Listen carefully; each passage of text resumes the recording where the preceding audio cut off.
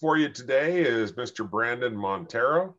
Brandon started his surveying career in 1997, studying under James Cohn at Renton Technical College in Washington State.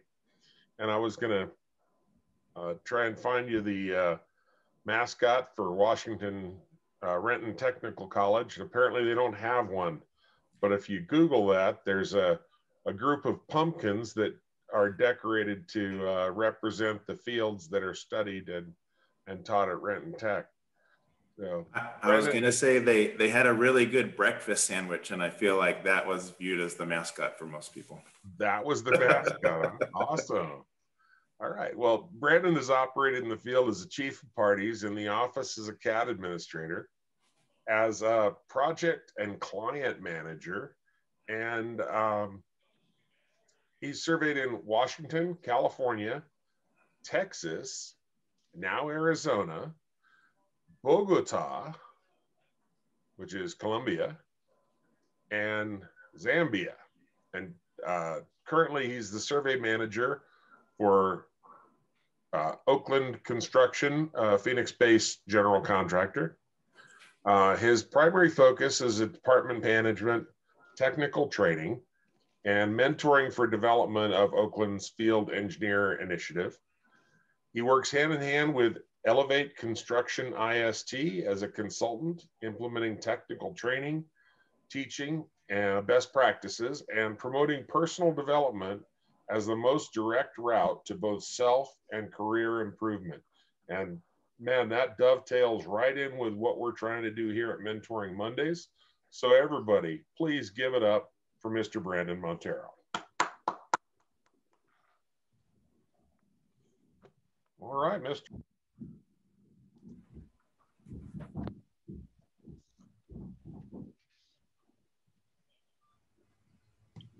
Well, I wanted to start off by talking about one of the things that I think has been the most valuable over my career, and that is variety. I think that the variety of different types of projects or different calibers of project teams has really taught me the fact that it can be done 100 ways, 1,000 ways by 1,000 different people to 1,000 different tolerances. And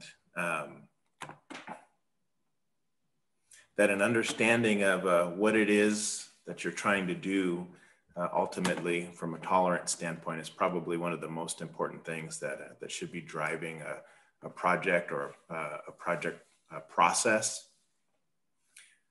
Something that I think is really important to me right now working for a general contractor, and I'm kind of really enjoying having this different perspective because of course I have been in the civil industry for all of my career, except for the last few years working with Oakland Construction. And what's interesting about it is seeing the view of the persons who are actually building or constructing, what their view is of survey. You know, I feel that surveyors, myself included, tend to believe that we're the most accurate people on a project site. That, you know, the things that we're doing from an accuracy standpoint with our equipment is just not something that anyone else can even come close to. However, one of the main things that I was confronted with almost from the get-go was how people who are, well, I actually heard a term that I hadn't heard before. Surveyors don't go in the building. And I never even thought of that. That everything that's happening inside the building is like a foreign world to most surveyors. That we, you know, maybe stop at the building envelope or we stop at form, you know, as building the forms or something like that. But a good understanding of the grid line system or the secondary control that's really driving the building, or that control as it's carried vertically floor to floor. The accuracies of those are intended to be, at least by the general contractor or the, you know, carpentry and concrete foremen that are working with those grid lines, it's intended to be less than 1/8 of an inch.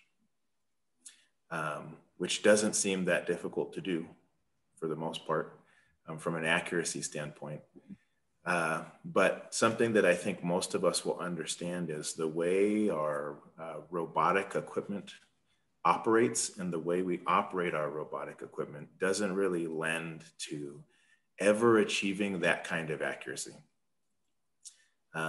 It is, when we think about the places where like inherent error is stacking against us from an equipment standpoint, you know, we've got our 4-foot rod, 4.5-foot rod with its bubble that is, number one, being eyeballed from somebody standing at one perspective, possibly level, possibly not level. We have our the instrument offset for the robotic instrument sighting the prism itself. Sometimes when you occupy the total station and look through the gun, you'll notice that it doesn't really seem to be pointing at the center, and you're just kind of trusting that that offset's getting things figured out. So there just are a lot of accuracies that are kind of being lost in that process. If we think about just the rod itself, we're probably looking at, let's say, even if it was 100 difference from top to bottom, we've already blown the tolerance for the particular task of laying out building grid lines just in the rod. Then we've got our distance measurement. Depending on the way we're operating our instrument, a lot of people are operating robotic and rapid mode. If you look at your instrument specs, the distance measurement specs for rapid mode versus fine mode, there's just a lot of information there that tells us why the error of the equipment that we're using is so much greater than the things that are being expected from us on construction sites, specifically inside the building. So one of the things that we're doing at Oakland, and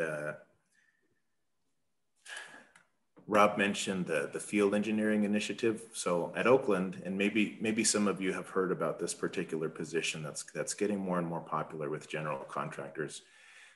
It's a field engineer. The field engineer is a person who works in conjunction with survey or studies under survey to understand layout. And unlike a carpentry foreman, he's not just using a theodolite, he's typically using a total station, generally a conventional total station. And so he's laying out the building to the accuracies that a general contractor is looking for. You know, that's sub 1/8 of an inch.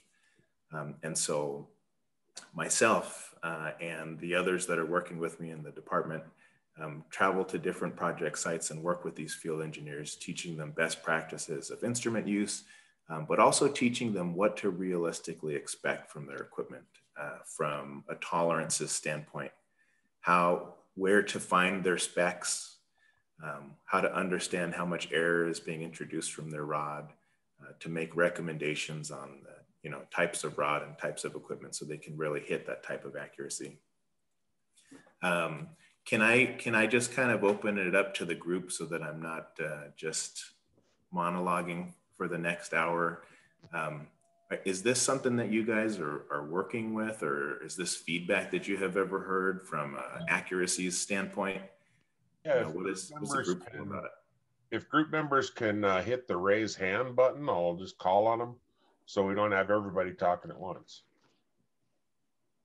So, and I'll start from this. I think this is a great topic and great perspective that unless you're involved, particularly with multi-story building construction, you don't think about those things. I was looking to see if my colleague Michael Hank was on board, and I don't believe he is, but his family business when he grew up in Chicago was multi-story buildings were their specialty.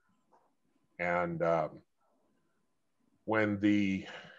they did not do the Sears Tower, but when the Sears Tower was under construction, he told me there were some problems that the contractor and the surveyors that were tied into it were having problems with. So they called to bring his dad's firm in to figure out the issues. And if Michael joins us, I'll have him, he can finish off the story, but it's pretty cool. So who else wants to chime in out there? I saw Bo Immel and Ryan Jackson, Adrian Aguirre. Any of you guys experiencing the need to do some pretty accurate stuff for a big building layout, anything like that? Hey, Rob. Hey, guys. Hey, there's Bo. I had a little bit of experience with this, and I'm seeing these field engineering aid, or what do you call them, field engineer position. It's funny to me because I feel like they're just, maybe they should just be land surveyors, but they're just hired by someone else. But that's another discussion.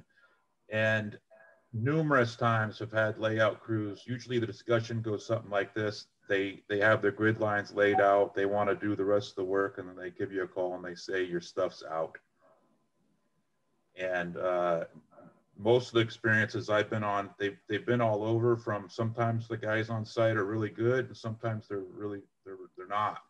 And I'd end up going out in the field a couple times and training the people on the stuff that you're talking about, on how the accuracies for their equipment, and then a lot of it's the method that you lay stuff out to achieve the accuracies that you need for the project.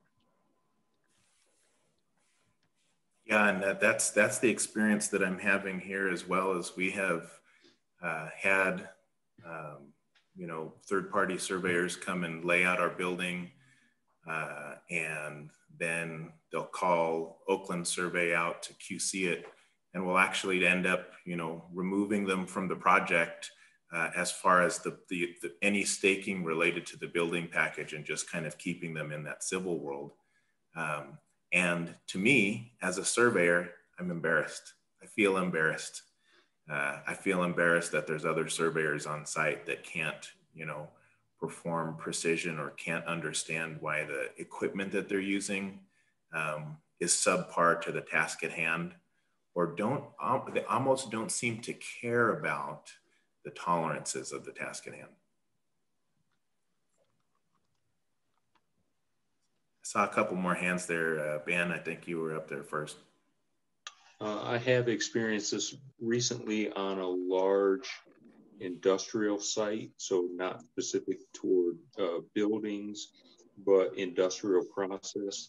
We did a large 700-acre topo survey, and then additional easements, and then the contractor asked us to lay site control based on our topo survey and the state plane coordinates that we collected everything on.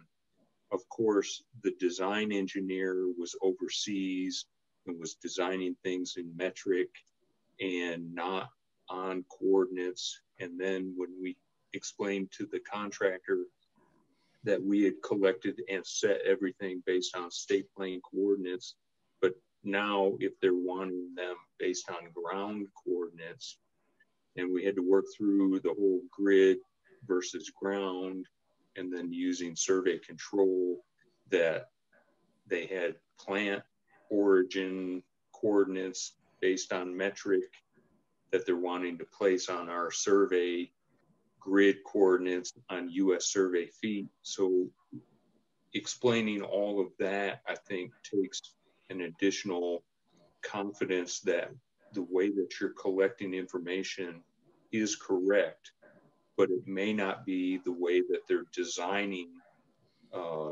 the features that are going onto the project. So we did set control, but it was based on our grid coordinates, and the contractor came back and said the layout guy said that your control is wrong.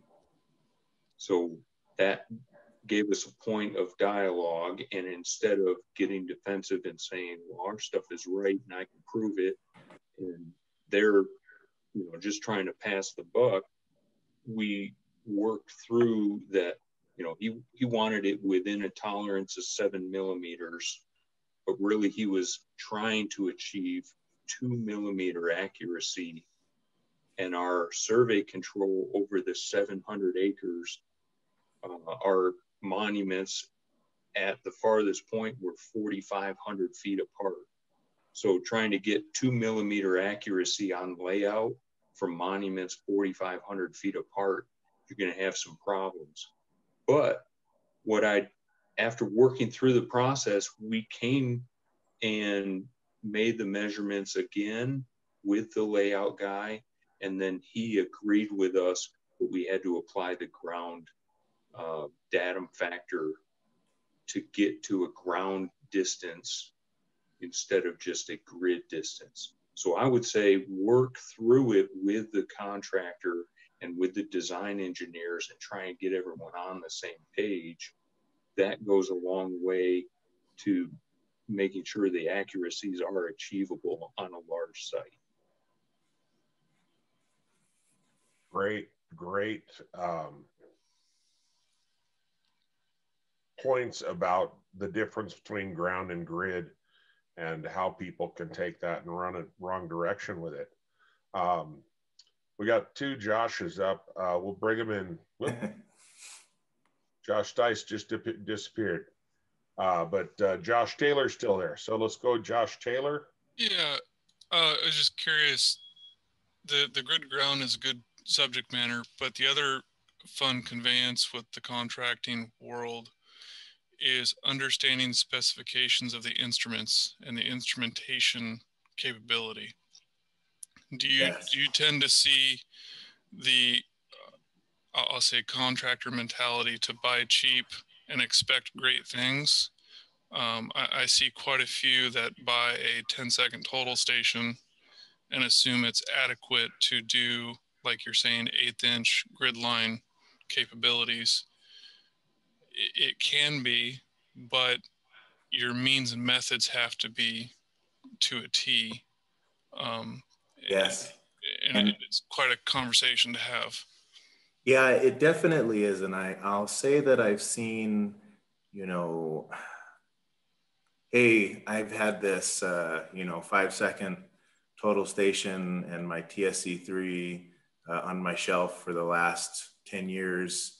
And I train all the field engineers that come to my project site to use it. Okay, that's great. If somebody comes to me, I'm typically recommending them somewhere in the direction of a 1 or 2 second conventional total station that has a digital display on both sides and is in the ballpark of like $14,000 to $15,000 versus the $800 to $2,000 older total stations that are just kind of sitting around as an asset, in storage for a lot of these GC type companies. So I do see that, but I think that companies understand the importance of moving away from it. And I also want to say, and I do have a little bit of a presentation to share with you guys as well. Like you said, the methods and means of layout have to be performed to a T. And I do have a little bit of a presentation talking about what that looks like and how to take the inherent error of instruments and turn it into, as close to perfection as we can get. Sure. Next up is Josh Stice. Yeah, the biggest thing I've noticed in the last 4 projects I've done where we've been QCing other surveyors is the companies doing the initial layout not ever following up with the contractor of what the tolerances are supposed to be. And they're going out with, I won't say subpar equipment, but it's topo equipment essentially, trying to lay out grid lines and everything, not real, or setting up an RTK base and throwing some control out. And the contractor's trying to achieve the 1/8 or better, and you're at a 1/4 inch to begin with on the control they're setting. And there's just been a weak understanding of folks not being good professionals and actually practicing what they're knowledgeable of, and just taking jobs because they're taking jobs. I agree, and I imagine also there's a little bit of a, well, our contract verbiage said we were laying things out to this tolerance. Your contract verbiage said some other tolerance, and we both signed, and then we just go out there and do our own thing, and the conversation kind of dies. I think that's unfortunate. I think it's unprofessional, and you know, as to whose responsibility it is to advocate for the tolerance that needs to happen on the project. Well, if it was me, I would ask because I want to know, because I want to please the client. If I was the super, I would state it because I want my building to turn out right. So that's one of those like, well, hey, just be accountable and want to see the true success of your project. You should be able to get that stuff ironed out somewhere. And that was our initial approach. Is I approached the contractors to see what their tolerances are, and if it's a scope of work issue, we go ahead and raise the question of, hey, we're laying out to the contracts you specified, but you're expecting to get built tighter. It's hard to manage that. It's like a haircut. You can't start at number 1 and want it to be a number 3. That's what happened to me actually earlier this week. So we pushed that aspect, and then we also started field forums to where the superintendent signed off on them every day to what the tolerances were, what was laid out. We walked through with everybody involved to make sure everybody was on the same page. And I've never had the Monday morning call of everything you did was screwed up, and we have concrete coming. Yeah, I mean that in itself is its own conversation. Yeah. Who does the responsibility belong to for communication? I would say it's definitely should be something heavily weighed on both sides. Yeah, absolutely. George Linsmith, you out there, George? Yeah, I'm here. There you go. Hey, are you guys all ready for the old school opinion? Yeah. I'm in Reno. I did layout on several high-rise, multi-story office buildings and casinos. And I'm going to say that while we've got great equipment nowadays, the old school stuff is in many ways better. We laid out stuff with a T2 and calibrated chains. We might lay out a large building with an EDM to start with, and then break up the grid lines with a tape. But we did everything 2 or 3 times. We racked angles and set grid lines with long foresights. And guess what? It works. Yep. And it works well. And then as far as being inside the building, we laid out all the ceilings for the MGM Grand in Reno, which is now the Grand Sierra Resort. But we laid out all the ceilings. They built those on the floor in the casino and hoisted them up and attached them. It was pretty interesting. Really kind of stressful work because we were getting paid less than the guys that were supposed to be watching the fire barrel to make sure the building didn't catch on fire. But hey, I enjoyed it. And you know, anybody can lay out something on the ground once and get it right. Do it 30 times up in the air, 300 feet, and see if you get it in the same place, especially with structural steel. Yeah, when I said surveyors don't go inside the building, I immediately saw you start shaking your head on your screen, and I was like, that guy does though. Yeah, he knows about it. He's been there, done that. Well, sometimes the old ways, I got to say, are better. I mean, I strongly agree. It's, you know, we're not doing anything new. We're just using new equipment to do it. And your point is well taken that we need to understand the equipment that we're using and what its limitations are. Do you have to do this? Right on. Thank you, George. Got to have us old school guys chiming in now and then. That's why we're having this, you know. I missed my 2002, that's for sure. How about Ryan Jackson up next? Ryjax, are you with me? No. Not on this one. Sometimes they do. Ryan, where'd you go? All right, time on the color. Tim Brewer, do you have something to add to us? There we go. How about that? Okay, Ryan Jackson coming back in. All right. Save first, strike hard, no mercy. Yeah. Hey, yeah. So I completely agree with George, Brandon, and Josh and everybody. I personal experience. We were laying out a 1,000-foot long building, and the previous crew that went out. This is with a different company. I'll just not name it, but previous crew that went out, they go out and I mean, first of all, they didn't wrap angles with their control. So they have open leg traverses and they're not checking into stuff. And then what happened is they just go out and stake using the instrument, and it's a 1,000-foot long building. And they didn't check any of the diagonals, which I find to be one of the most important things that should be done. Plumb bob and a steel tape, make sure it's good before you leave the site, because it's not a mistake if we catch it. Yep, you got it. Hey, oh, I'm gonna go ahead and do a quick, no, it still says my screen sharing is disabled.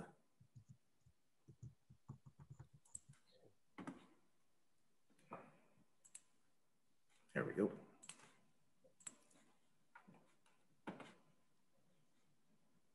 All right. Is that working for everybody? It is. So just from a quick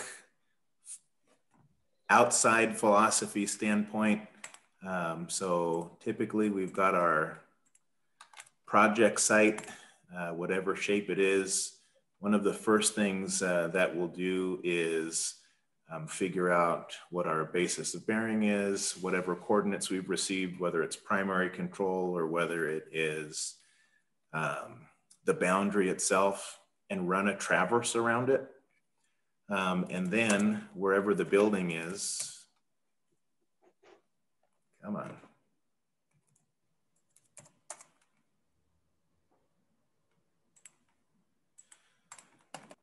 Wherever the building is after that, that traverse has been completed, we will typically, from 3 corners,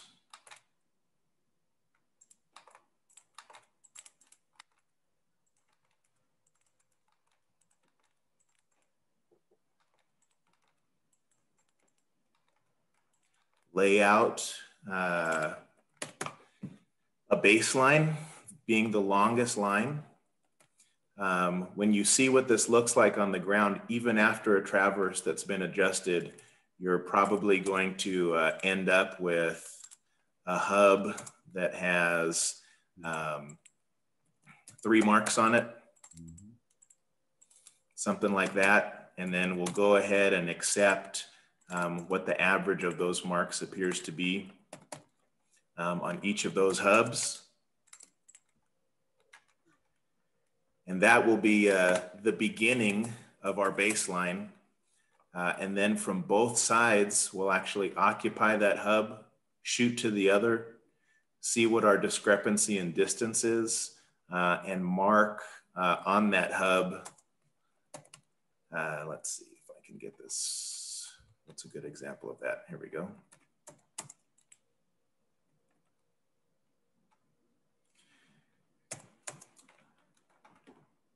We'll site our center point.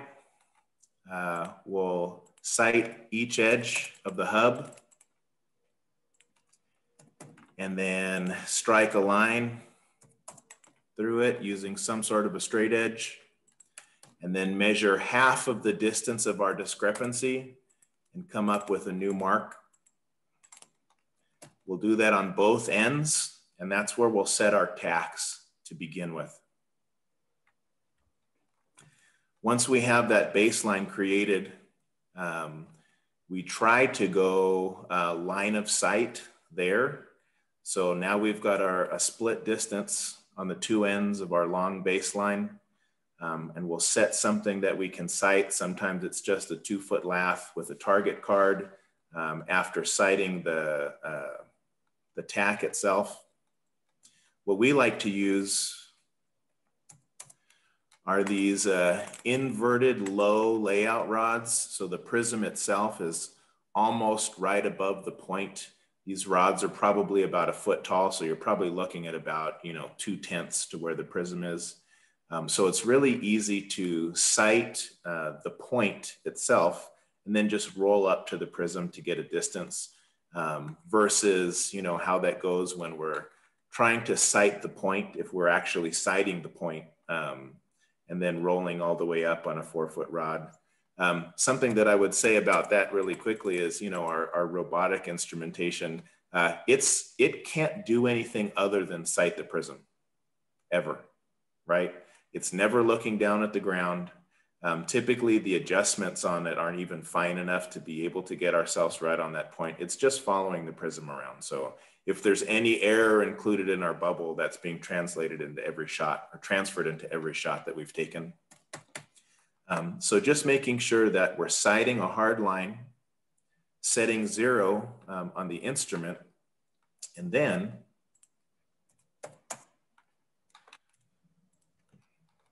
setting any of the intermediate grid lines,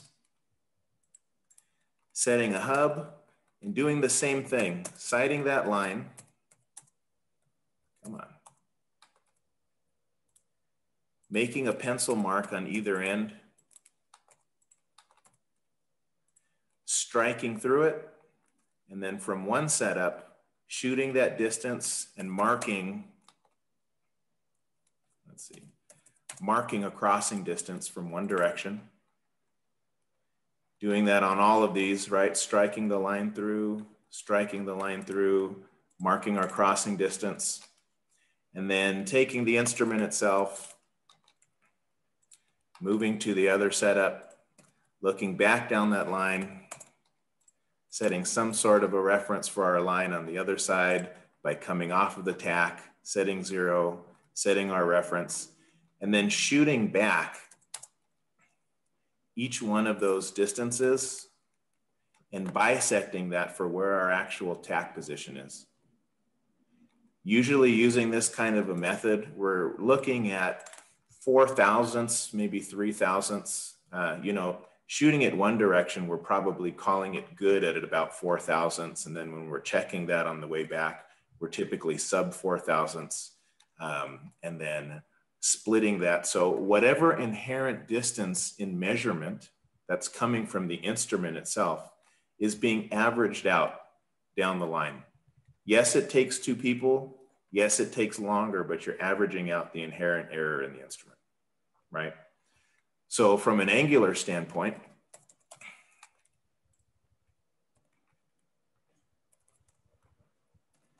when we're laying out our 90s after that, so we've got our longest line that we're utilizing as our back sight, of course, always utilizing the longest line, and then turning our angles.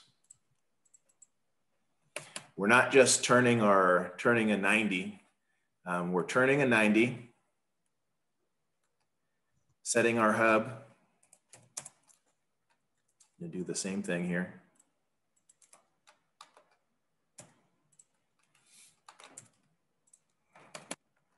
Setting our hub for distance, sighting our line,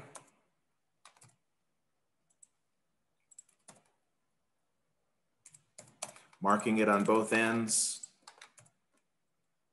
using a straight edge to strike through, setting a crossing distance. Then we're flopping our scope, looking at our backside again, and turning that 90 again in face 2. What that typically ends up looking like on the hub itself is having 2 lines more or less right next to each other. Maybe you get something like an 1/8 of an inch split if you're using an instrument that has looser tolerances. And I'm going to go right back to the 10-second gun, 5-second gun. But just understanding the principle of, okay, if the tolerance of your gun is 5 seconds, it's always reading that same 5 seconds off by construction. So when you do that face 2 and you observe that 5 seconds on the other side of the face, striking the line through the middle of that is as perfect as you're going to get to a perfect 90, because you're actually utilizing the inherent error of the instrument to perfect yourself.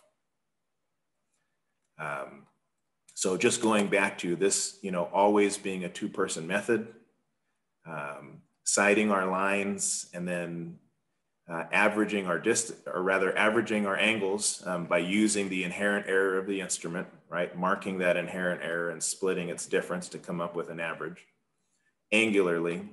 And then the same thing from a distance standpoint, even when we're observing line, being able to shoot that distance, but doing it from both ends so that it ends up perfect.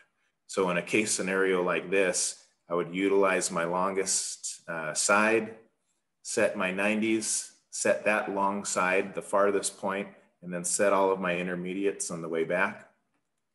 Do the same thing over here, turn my 90, flop it, turn my opposite 90. And then I would check my distance across here, occupy both ends, shoot my distances while observing line, shoot my distances back the other direction. And it just turns out perfect. And so I would say, like, if we're talking about being sub 1/8 of an inch, maybe 3 thousandths, 4 thousandths, this really is the only method that's going to achieve that. Something that you'll notice when you observe building grid lines that have been set by somebody using robotic is, if you just look down the line from one end, you'll see the hubs on either side of the line easily by 1/8, probably more, probably 1/100 and a half. So I feel like this is pretty easy to understand from a layout method, right? It's pretty basic what the principles are here. It's just that it takes long, and we hate taking long, right? We've got all of these methods that we've come up with that are, quote unquote, faster, more efficient, or when we take an observation, our data collector will say 0, 0. And we believe it, or we pretend like we believe it because it makes us feel better. And we'll walk away from those points, or our GPS unit is now saying, you set this to 1/100 and a half horizontally, and we choose to believe it. But we know that we can't repeat it. And so we should understand that no other, tradesperson that follows us will be able to repeat it. Another good rule of thumb in construction is to utilize, if there's a total tolerance for a task, that no one person or no one trade should utilize more than half of the available tolerance. Understanding that there are other trades who are going to follow behind you, and they're all going to have inherent error from the way they handle their tape measure, from the way they construct forms, et cetera. So from a responsibility standpoint, we should think about how much of the tolerance of a task are we taking up as a trade? Are we using all of it? Are we using more than all of it? And just kind of rewire the way we think when we're talking about these high precision tasks. Robotic and GPS is good for almost all of the civil site, but we would never want to be the type or caliber of surveyor that's getting removed from a project because we don't know how to be accurate anymore. Let's see. Brandon? Yeah. While you're talking about data collectors and what your results are getting displayed there on the screen, have you done any investigation, talked to anybody that's knowledgeable with the current software, field software, to really get a feel for what that number is? Because when I see the GPS error estimates that come up on a RTK rover, for example, and people are all excited because, oh, I got, 100th, or 200ths in my RTK rover. And my suspicion is that that's a 1 sigma, 1 standard deviation, right? 1 sigma error estimate, where that's only at 66, 68%, right? So to get even 95% confidence level, you got to double that value. Yeah. Well, I'll say that I haven't, and the reason is I don't have confidence that even a robotic total station is accurate enough to touch the building. Right. And so I just, you know, from that perspective, I would never use GPS. But I have, you know, recently and as part of training, like I know that I have used like a Sokia, I think it's the IM100, and gone into the specifications and figured out specifically like what are the angular specs for this. And I have a snapshot of it somewhere that I've sent to some of our field engineers so that they can understand how inaccurate it is really out of the box at its best. Or to understand the difference between, and I think it is actually about 1/100 is the max variance when shooting in rapid mode. And just under 100th is the max variance when shooting in fine mode. And just because I want them to understand, like, what are they getting from their instrument? What should they expect from it? You know, eliminating user error, which of course is going to work itself in there as well. But what should they expect from it? One of the other things that I want to mention about this particular method is the error. You know, Ben talked about the control on the project side and how it would be really difficult to do anything precise from all of that control given its distance from the building. And that's the truth. So once that baseline has been established, right, we had our 3 points, we came up with our averages, and then we tightened up that distance even. Once that is established, the building should be viewed as its own control world, because nothing else that we're doing on the project site is meeting the tolerances that we're doing when we're using these best practice methods. And so we can't just then later go and reestablish, gridline F3 radially and just from this point. It's impossible. Once the building grid line has been created, it's its own control world. It's no longer related to the control around the project site, but because it has utilized the inherent error or the errors in the rest of that control, it should still be a best fit from a civil standpoint. So civilly, everything should fit. The sidewalks are going to merge up to the building. No one out there is really, carrying about a half an inch probably, to be realistic. But everybody wants better than 1/8 inside the building. So it's its own control world, and you just can't deviate from that. One of the things where that really bears is anchor bolt as-builts, right? So and this is happening in Oakland right now, and I wish that I could be on all of our project sites and, chain myself to a tree to make this stuff stop, but it just keeps happening. So we use these best practice methods. We are creating angular perfection and distance perfection.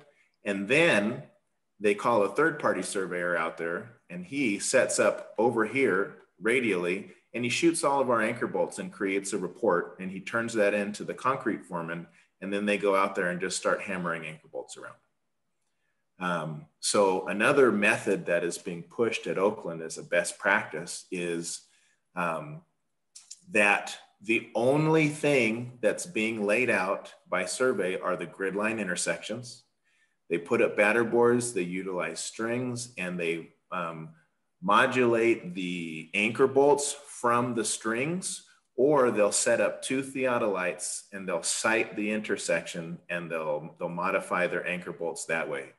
Because guys, you just can't do it the other way. You can't go back and reoccupy control, right? Because the building has left the control world as soon as you did this. And you're probably using a 4-foot rod. And you know, like just the list goes on and on. Your robot is probably only sighting the prism as you walk around, and it's just kind of bouncing around doing this thing the whole day. It's never looking down here first at the point and then scrolling up from an angular standpoint. There's just so many things going on, you know, that we kind of are caught between the speed world, trusting survey to be precise and accurate always, and leaving, you know, what George was calling the old school world of true accuracy and precision. And hey, it was, because you didn't trust the equipment. That's why. Like he said, you wrapped angles. Why? Because you didn't trust the equipment. You had a calibrated chain. Why? To double check the equipment. You know, there were just so many secondary checks in place. And what I'm asserting today is that those secondary checks are as valid as they ever were.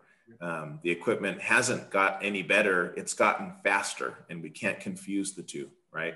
It's faster, it's more efficient, but it's not more accurate. We just can't confuse the two, and we are as a profession. It's a bummer. Definitely less accurate. So that's just a little bit of, you know, what I wanted to talk about today. And that, you know, I realized that not all surveyors are going inside the building, but we are still being called to set out, you know, if it's 10 by 10s to the grid line, or if it's all of the grid lines, hub and tack, and what kind of methods are we doing? Because we would never want to be the type of surveyor that's being removed from a project because we literally don't know how to be accurate enough. What was that? Yeah.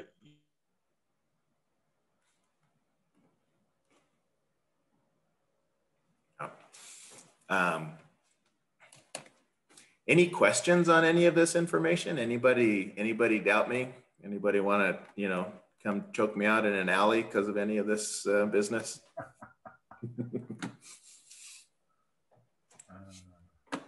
No, hey, I'll jump in since no one else is. I think there's some hands up if you guys are checking that stuff out. But hey, Bo, let me say one more thing. So the field engineer position is on the superintendent path. So they're trying to learn they're the glue that kind of spider webs out to all of the individual trades. So when the trade partners are coming and doing things, the field engineer is QCing them as well. So their long-term path is superintendent. So that's why they're emulating survey tasks, because it's the best way to QC things accurately. And they have to understand what QC is and precision is, or else how can they pretend to be able to QC these people? So that's why you see that overlap with survey tasks. But their end goal is super, and you know they don't really understand or are moving towards the survey path. Yeah. My comment on that was I feel like they just don't know it. Yeah, I feel like if I can change their minds, I'll get them over. Just start calling them a land surveyor. Maybe they'll jump on board. But you know, it's interesting seeing that, because there's so many facets to this. I've been on larger projects, smaller projects. The contractors I've worked with, they're just all over the place as to who's doing this, and a lot of the projects I've been on, this wouldn't even have been our job. This was the layout person, and so we would typically get their building laid out possibly to the property lines, and then once they're past that, they don't even want us out there anymore. They have a guy on site that's going to do that work that you're talking about there. Where I've been on a couple other projects where, you know, then we get called out to kind of show them how to do that process, those methods that get you that higher accuracy. And it's so all over the place that, you know, and the time it takes to do that, most of the projects I've been on, they're kind of looking at you like, you know, how come this isn't just taking a couple hours? And you forgot to mention there's all that other stuff too. Like you get out there and you couldn't even lay it out. You couldn't see straight down all the way because they got, you know, piles of stuff and all kinds of equipment running around. So it's nice when you're on a project when they actually kind of have that respect for you and give you that time to get your job done, and also the you know, clear the site out for you too. Yeah, and the cost is a hard sell. That's the truth. You know, that with it, you're back to a 2-man crew. You're probably looking at something like a full day to do a square building with all of its grid lines, you know, versus somebody coming out and having a building laid out in 2 hours with his GPS unit. And I've seen it several times on our own projects. And, you know, where is that money being made up? Rework, adjustments of anchor bolts, not having to reorder steel that's already been, you know, cut to spec. There's so many places where that will pay for itself on the back end, but you have to be able to sell that on the front end because you will be more expensive than the next guy. I've been on a couple projects where the contractor actually said, we don't want GPS on the site. And I always thought it was really nice to hear that. And then just to comment on you, Rob, you know, you're talking about that accuracy estimate. I always hear people say that, and then, you know, without doing redundant observations, I mean, you can't even say that you're at 60, at what percentile if you're at 2 sigma or 1 sigma level. I mean, you really can't even say that, right? Well, that's the estimate that the equipment is providing for you. Yeah, that. I tell you what, we got some hands up there. Estimate. That's like defending your staking report from the data collector. Yeah. How about Michael Schroeder? Okay, well, I'm old school too, so I like George. So I'll just share this story. I'm good with stories. We're out in Amchitka Island, and this was a relocatable over-the-horizon radar, Department of Defense. This was going to look into the tables of everybody in Russia during the Cold War. The antennas were 3 miles and 5 miles long with 1/8 inch bolt pattern. And we did everything that was just shown. We were using a T3. We built tents because of wind. I mean, we're closer to than Anchorage.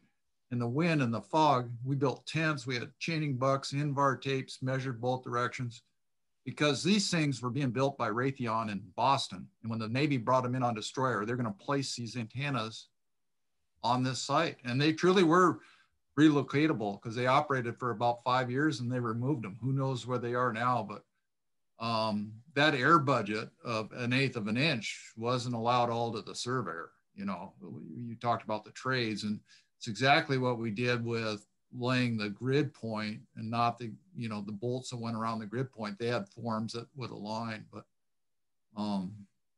you can't let it get away from you, and it's a whole different world. And in that case, the money wasn't any object, because if those radars didn't fit when they got to the Aleutians onto this constructed bolt pattern, there was no means to adjust it. And you know, sometimes people will whine about the cost and schedule, but you look at the big picture, something isn't going to fit. I'm sure your insurer wants you to take the time and do all that double measurement, but you can't. It's really hard to do with a lot of modern equipment. We're wrapping multiple positions of the plate with a T3, which, you know, it's got 1/10 of a second arc angle and great optics. And that old school stuff and invar tapes works. You do it right, temperature corrected and tension corrected. And so anyway, it was a cool project. We're sweating bullets, but it fit. Thank you, Michael. How about George? Okay, I will say a couple things. First of all, if you can, take every bit of advantage of the site you're working on that you can. Once you get your baseline set up, extend lines of sight and put sights out as far away from that on the ends of those baselines as you can, so that when you turn an angle, you're going to have the best back sight you can possibly have. Now, it takes a little extra time and it takes a little extra work, like Brandon said, but guess what? If you don't take that time and do that extra work, you end up buying something later on, and guess what? That ain't cheap. So it's less expensive in the long run to take your time and do the extra checks. And with the new equipment, and even with the old equipment, anytime you have a chance for something to go wrong, trust me, it's gonna. And it's never cheap. Thanks, George. And it's a bad look when we're the guys that are, oh, it's the worst. Yeah. You know, you said it a couple times in different ways, Brandon, but I think the big point that you want people to take away is you don't want to be the guy hanging their head in shame as they walk off the project. Josh Taylor? Yeah, I was just curious, as you're teaching some of these younger folks that are going to go into that superintendent role, and worked with a handful of them, and it is a good path for the construction industry. Meaning the control out to establish your grid line baseline is a good means and method, but site control is going to be variable for its accuracy. There's a certain point where it's inaccurate to construct the site even for a civil aspect. Are you conveying the message and helping them to write RFIs and document where there is issues, so that way it can then be perpetuated forward for others to follow through, such as QC roles or owner as-built records and such? Yeah, wow, that's a great question. Yes, definitely. And so I talked about, they'll actually go through the site control and perform a traverse, but they have to give that feedback back to the civil. Whether the civil decides to do anything with it or not, is touch and go. I'll be honest. Sometimes they really have nothing to say about it. They don't want to approve it because they'd have to come out there and re-perform the work to be able to certify it. And so a lot of times they'll just kind of stay quiet. However, it's still better having traversed those control points and then coming up with averages and taking the building from there is still going to tie to their own control better than, utilizing their values or unfortunately waiting for the civil to come out and do something. And 9 times out of 10, what he's going to come out and do anyway is, if he is going to QC something, a robotic total station, or come out with GPS and say, yeah, those coordinates are good for my GPS unit because they're still within, this is the building, does this building corner, fit on the cap? The way you would locate boundaries to like 800ths or something like that. So yeah, and the feedback that we give is great. The response that we get back from the teams is little to none. Yeah, the recent project I have is it's about a 40-acre site for a rail maintenance yard. So the rail had a precision of 1 in 50,000. So you needed to maintain the entire site to that, including the building, which had to have the control documented as well. So one thing that I'll add is that, from a building standpoint, including the multi-level, we do share those coordinates with our trade partners. And I'll say that at Oakland, one of the things that we have done is we've put together resection training for our trade partners to make them better at the resection process, because a lot of them don't really understand what's happening there because the vendor has either not prepared them or has sold them a lie a little bit. And we want our trade partners to be successful as well. So we're not only are we sharing the adjusted coordinates, whatever it is that we've got, but we're helping our trade partners get on the same coordinate world as us, so that what they do inside the building or leading up to the building is also set up for success. yeah, documenting what has transpired is huge and really sets the stage to succeed on the sites. Agree. And I would assert on that from, and you are probably in this philosophy as well. Oh, actually, maybe not. Let me mention something else that's kind of like thrown me for a loop recently. As a surveyor, I have realized that I'm in the business of reporting facts. And so when I find that something is off, I just report that it's off. I typically don't report along with that a solution. I don't describe who's at fault. I report the fact of what I've observed. Absolutely. And that's, to me, was that's my job. And I've noticed that in working with a general contractor, they don't want the fact from me. They want a solution that goes along with the fact. And so now, for the most part, when I put together RFIs, I'll include my fact, but then I'll also back it up with, and here's the solution that I'm promoting to you as how we should move forward. And generally, from a speed standpoint, they'll just be like, yep. And then the project keeps moving. So that's something that I have recently added to my process, because typically as a surveyor, it was not my process at all to then give my opinion for what people should do next. It was like, here's the facts. This is what you have. I've measured it. This is the fact.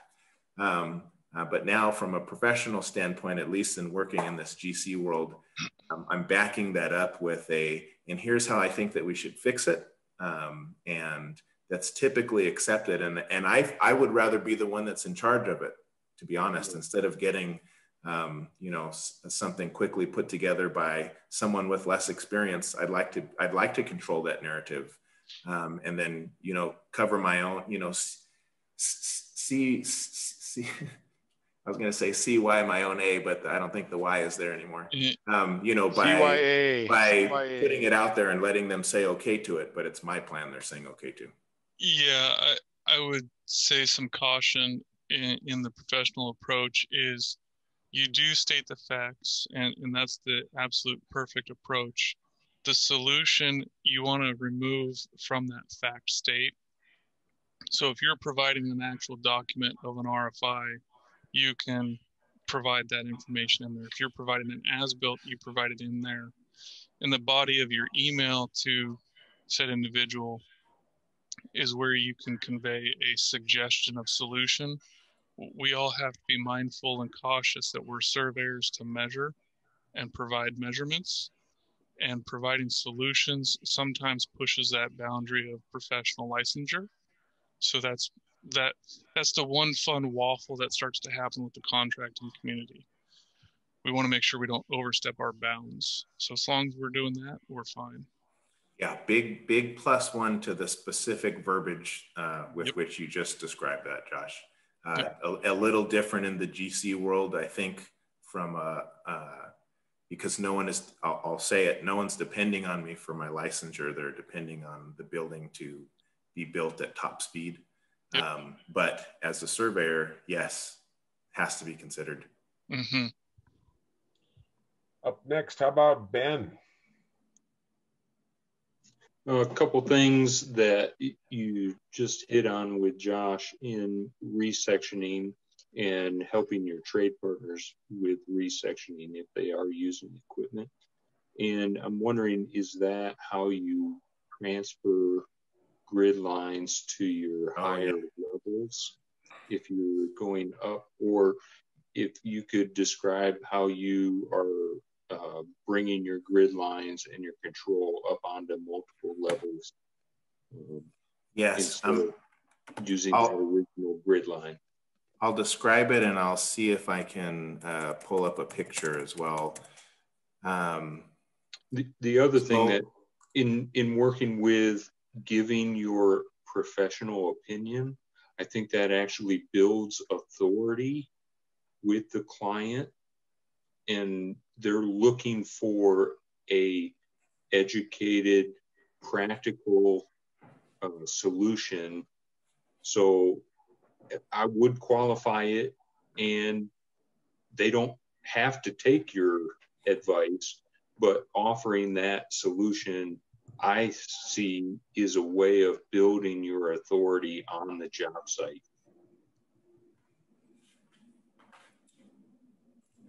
Much appreciated.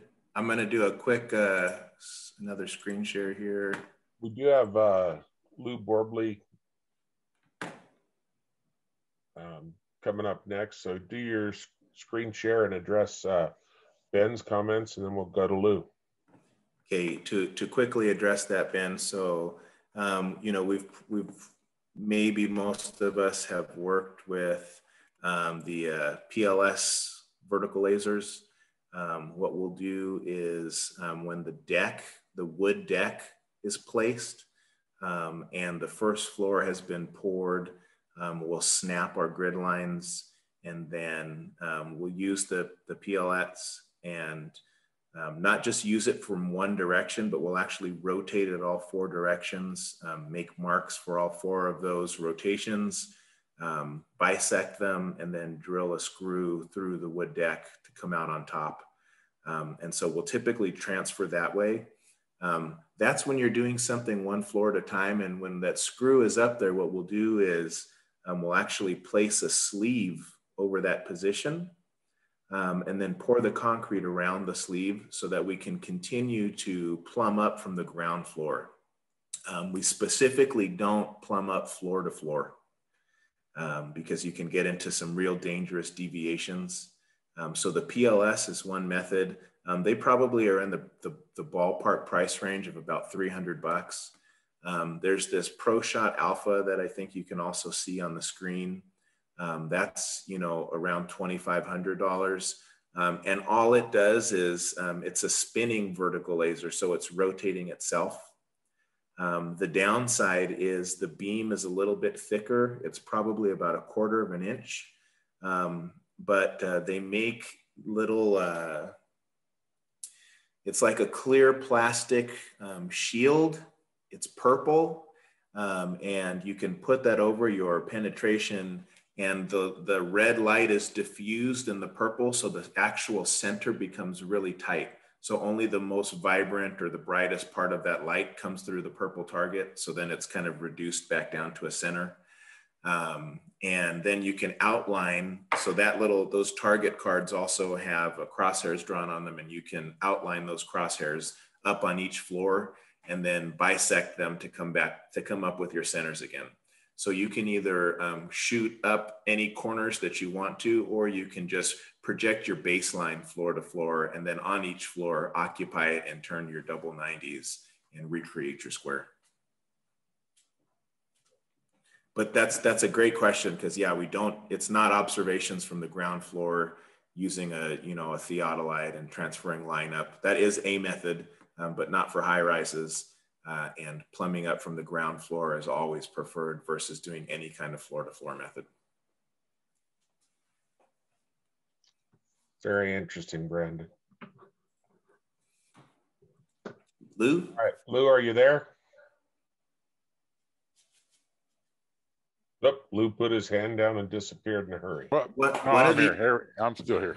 Okay, there he is. Trying to find the right button. Glad to hear you leaning on having 2-person crews for this, because it's you can't do it with a 1 person.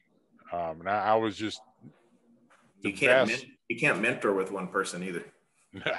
Very true. The vast majority of my work is on the civil side, roads and bridges and that. And I've found a couple of times where I've been asked to do very precise. I found that I have to manage the expectations of the people writing the request or asking for the work. And the first thing that came to my mind was a few years ago inside the bascules of a drawbridge, and they had asked me to go in there and lay out bolt patterns for the mechanical equipment for the bridge.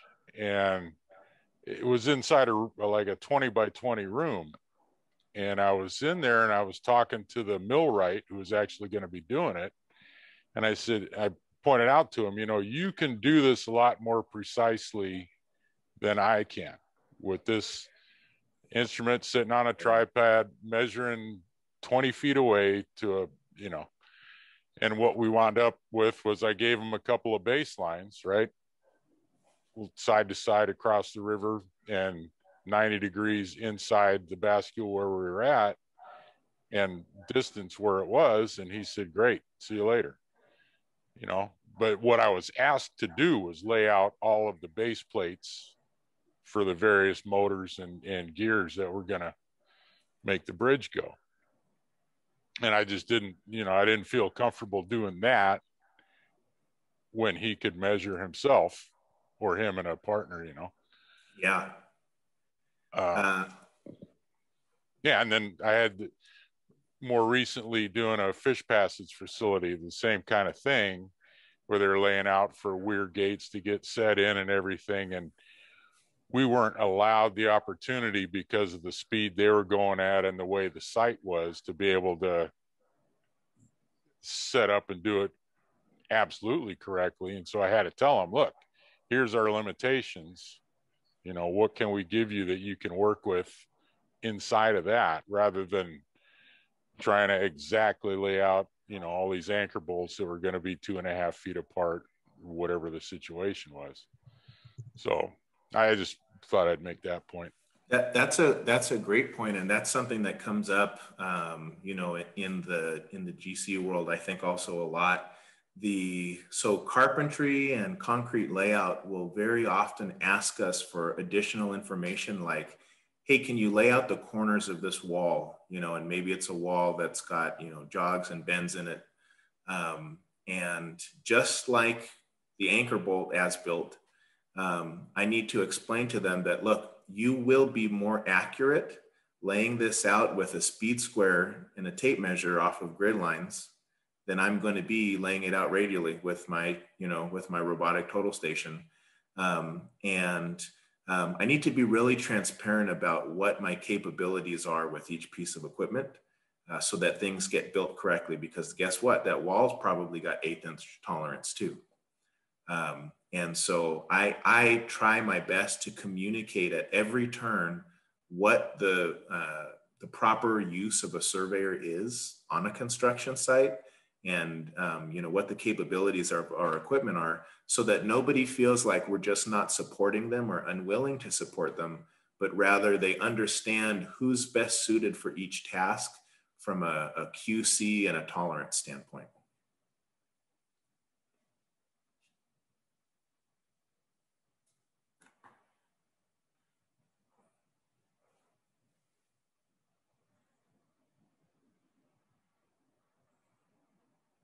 That's it. And then I put everybody to sleep. I apologize, guys.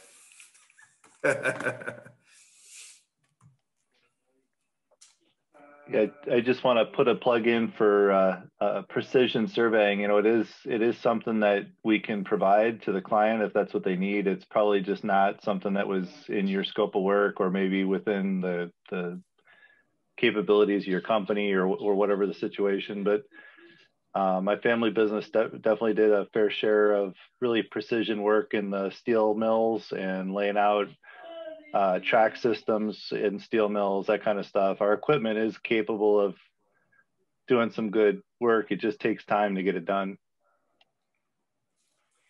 I have another little recommendation, thinking about the resection conversation. When you encounter a trade partner who is shooting 2 points for his resection, and his little tablet says 0, 0, and he knows he's good to go because that's what his vendor told him. Number one, are you educating him? Because in my mind, not only is it my I don't know about personal responsibility. Fortunately, my employer has told me that I should do this. So I'll say professional responsibility. But also, if I'm invested in the success of the project, it should be my professional responsibility. But do you let word get back to your vendors? So if you catch wind of vendors improperly teaching resection techniques, do you attempt to reach out and have word go back to them? I certainly do. If I find that somebody has been taught garbage by the vendor, and they're doing 2-point resections and seeing 0, 0, and that means they're good to go, I definitely am like, oh, what vendor did you get that from? And I'll call them, because and in a polite way, there's nothing wrong with that. But I they're setting people up for failure, and I hate to see it. Yeah, good point there, Brandon. This is Rob. I was looking through my phone. I saw a photo, and sadly, it was a photo posted up on a group by a surveyor talking about this is how he keeps his survey equipment in the bed of his truck. And it was literally not in the fancy boxes that a lot of us have used over the past, not in anything custom. It was lath in bundles stacked on one side, and the instrument case in the bed of the truck, and the tripod in the bed of the truck, laying on the ribbed bottom of the truck without a cap on the tripod, and the robotic rod laying in the bed of the truck with level rods and other things, and shovels and digging bars to the side where they could bounce onto the rods and such. And this fellow was asserting that this is the way he handles his equipment. And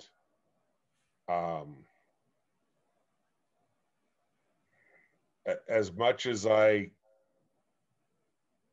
wanted to light him up, I just decided not to. But that's something that in the past I recall seeing contractors doing as well, is the contractor's surveyor, if you want to use that term, you know, bouncing up with a Ford Ranger pickup 4-wheel drive, and, you know, romping across the site with stuff levitating in the back as he's going over the bumps across the roadways and everything else, and scoots up to us and says, "Hey, your elevations are all bad on this drainage system you staked for us." And, well, how did you check it? And he said, "Well, with my laser level." And you say, "Where is it?" And he goes and reaches into the back of the truck and lifts the laser level right up. It's not in a case. It's in the bed of the truck. And you say, "Well, let's go over there and we'll, you know, why don't you set up your laser level right here and we'll check it for you." And you find out the thing's been bouncing around for the last week in the bed of the truck without a case. It's tragic to see the equipment treated that way, but it happens. Michael, who just chimed in, mentioned his family business, and he told me a story years ago about his dad being called out to try and resolve the issues on the Sears Tower, and it was a pretty interesting story. If you've pretty much wrapped up, maybe Mike could share that with us, because it was one of those things where you go, wow, you don't think about something like that. Yeah, the only thing that I would add, and then Mike, please, if you've got some more stories, we'd appreciate it very much. Number one, regarding that story that you just told, I wouldn't let that surveyor lay anything out for me, but I would go to the bar with that guy because he's probably a lot of fun there. So from a process standpoint, we also use 3-wire leveling techniques with builders levels, and we don't let them do anything else. And I'll tell you what, for field engineers, running a 1-mile level loop with an automatic level are closing to 2/1000ths or better, first level loop ever in their lives, using 3-wire technique, because you literally can't move on until it's perfect if you're doing the math as you go. I'm teaching the same thing at ASU, because I'm doing the construction surveying 201 at ASU here, only teaching 3-wire as well. It's foolproof, but it takes longer. But I love foolproof. I love that stuff. Yeah. So that's the last little plug. Even when we're like bucking in off of a target, I'll have them close their level loop by kicking a leg and going back to the target. Just all of those like systems of double check. They're falling by the wayside, but when you're doing extreme precision work, they're as relevant as they were when those procedures were invented. And we just can't get away from them as a profession. Yeah, I've wrote a lot of 3-wire levels back in the day. I'd say your foolproof makes fools look smart because they come up with the right answer in the end. And it really builds confidence in guys that are learning these techniques to have their work come out perfect and they're just starting in the profession. It's really cool. Michael, can you jump back in? And well, welcome everybody. I've been trying to do my best to attend as many of these as I can. It's you think 4 o'clock on a Monday wouldn't be hard, but I tell you, everybody calls at like 3:30. I don't know. I need to turn off my phone. Yeah, I wanted to just give a plug for the fact that you're going to find surveyors throughout the nation and throughout the world are oftentimes specializing in certain areas of what we do. And you should never feel like that's not something you couldn't take on if you put your effort into learning how to do certain things or buying the right equipment that you need to do those things. For me, I grew up, I'm the youngest of 4 boys in a family business. And my dad was hooked into a lot of neat things that are beyond just boundary surveying or construction staking or topo. We did a lot of all of that, all the above. The specific steel work, the majority of that they did before my time. So being the youngest, I came into the tail end of a lot of this kind of stuff. But specifically like what Rob was saying, my family was brought in as like a checking crew on high rises in Chicago. That's big money stuff. They're not going to just have one firm do that work for them. So they're going to bring in a checking crew and then maybe even a checking crew to check that crew, right? It's really that important. So again, I didn't personally participate in that kind of surveying, but that stuff, that work is out there for you if that's something you're interested in. And there's a lot to learn in that, like the expansion of steel. You're plumbing a building and then you notice like over the course of an hour or two, everything's moving around. And then you're not crazy, the steel's moving. And so again, that's something that if you never did it before or never worked with somebody who had done that and you get to talking about it, you don't learn that. In my time, I did some work in the Opera House in Chicago. They were putting in a new truck ramp to be able to back semis into the Opera House in Chicago instead of having to double park on the curb like they had for like 100 years. And to do that, they had to pull some columns out of the building. So here's like a 40-story building or 30-something story building. And they designed a whole buttress system to be able to carry the load if they remove these columns. And so we set up, we did as-built of the building to be able to verify that those old plans from the 1800s actually got built right. They did a lot of coring samples to see if the steel was what it should have been and if it could take this added load. We wound up chipping away the fireproofing on the columns and set like scribe T marks to be able to detect, vertical movement. If settlement started to happen, we'd have control set up already to be able to monitor what's happening and know where stuff's moving and where it's not.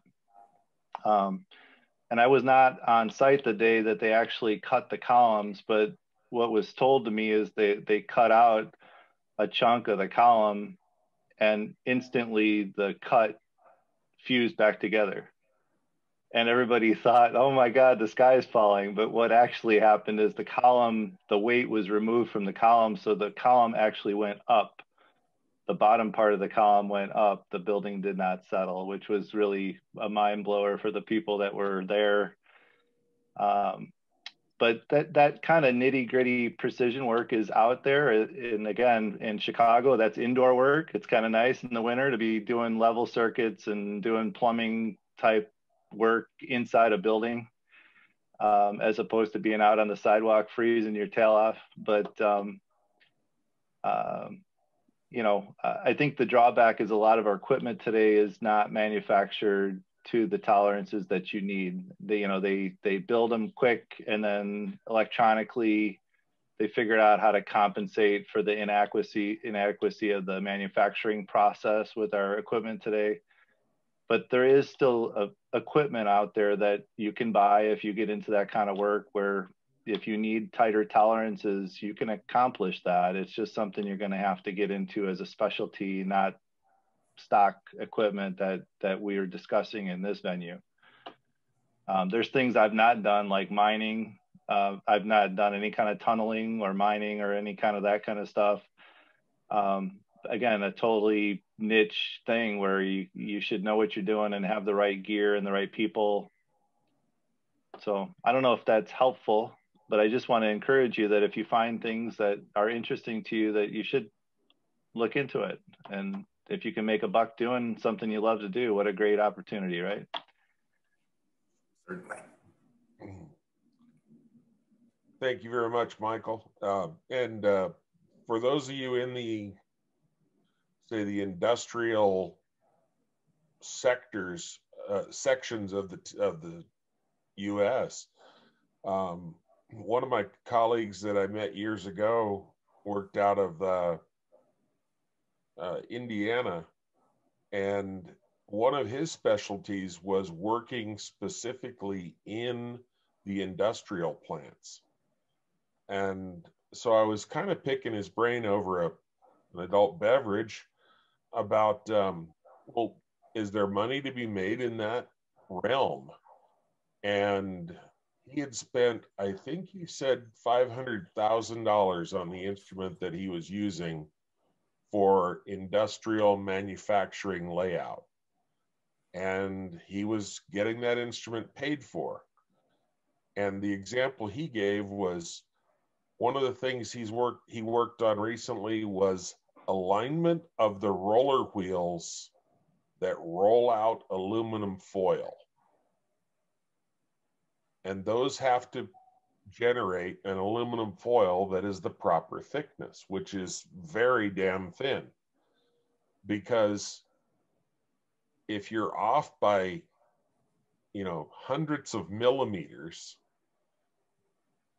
and they make 1 million rolls of foil that are a few hundreds of millimeters too thick, the company is going to lose their butts in production costs or materials costs compared to what they're selling it for. So they're paying him premium money to come through and help them set up the equipment, so like a millwright would do, and get that correct right from the start. So there's wild stuff going on out there, guys. Yeah, very cool.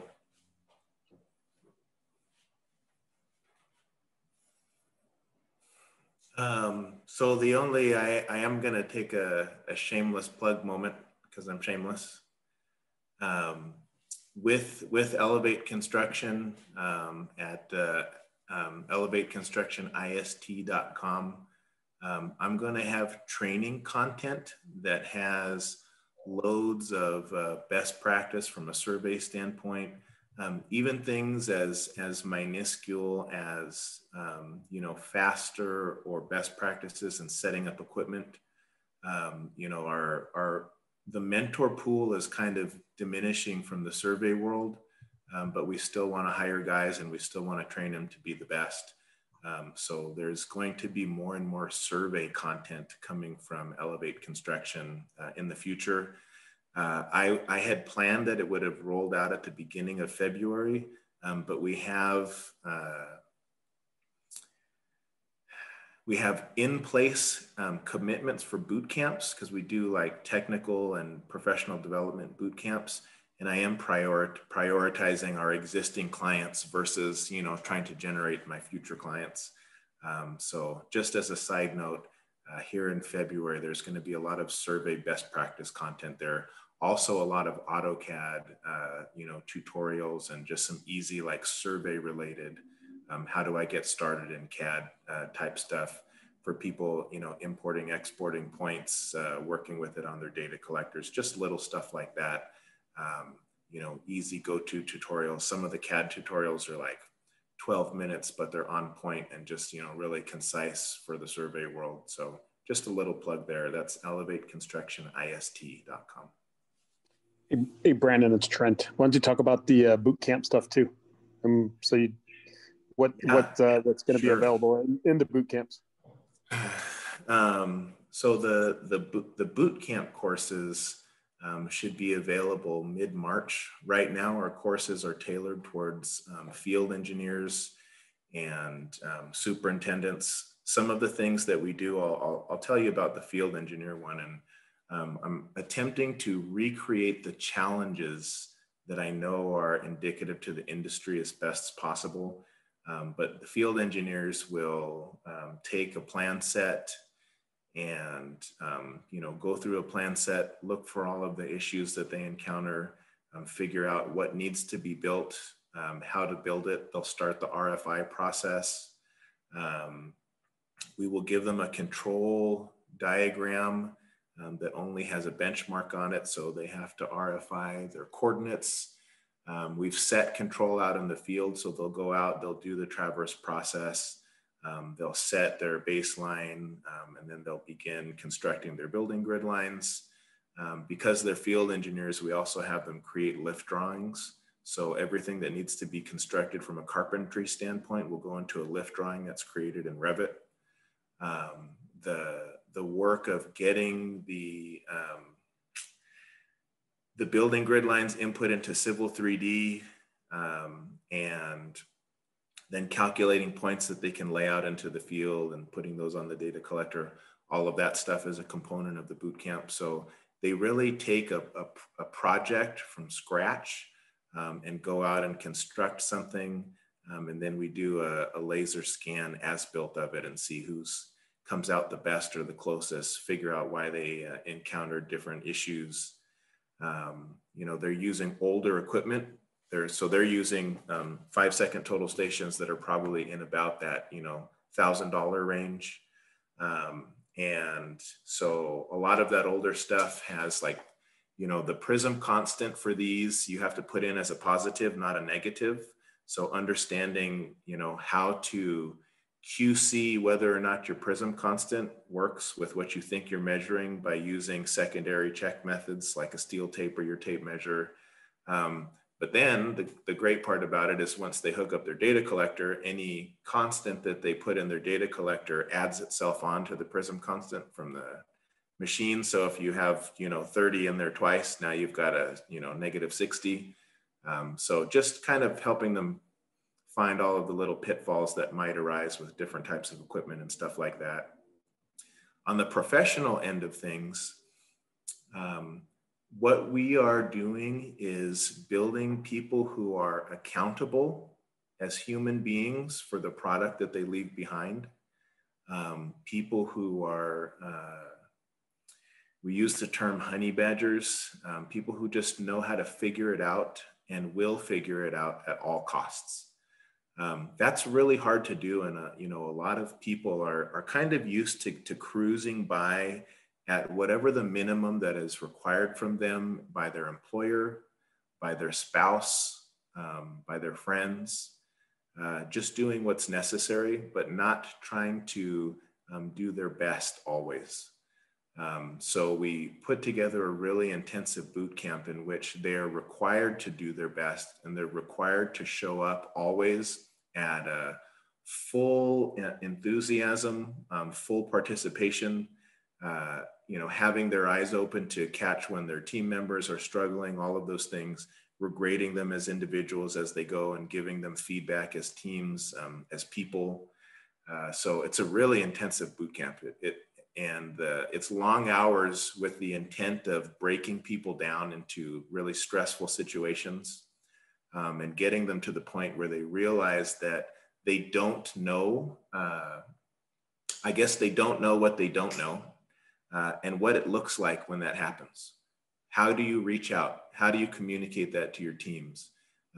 When something is your job, is it your responsibility to figure it out, or is it your responsibility to connect yourself with people who can assist you in learning the tools that you need to continue to progress in your task? So I love it. I love this work a lot that I have been doing with Elevate.